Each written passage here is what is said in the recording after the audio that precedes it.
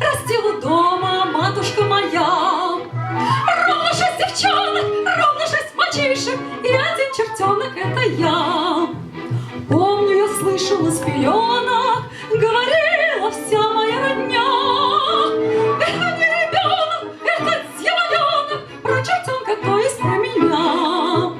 Да, я всегда была Пепита Дьяболо, Пепита Дьяболо, а дьяволы не любят унывать. Танцуй, Пепита, но не спеши с ними спать.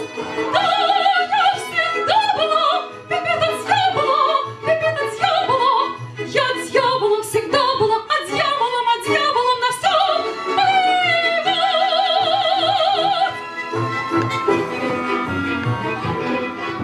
С голода бывало, все голосят в 12 голосов. Я наплясала, песни напевала, затянув потуже поясок. Если бывает тяжело мне, не горюю, я и слез не лью. Ножкой я притопну и в ладоши хлопну, и опять назло судьбе пою.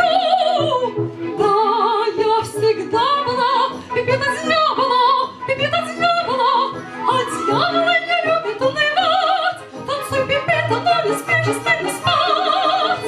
Да, я всегда была Пепита Дьяболо, Пепита Дьяболо. Я дьявол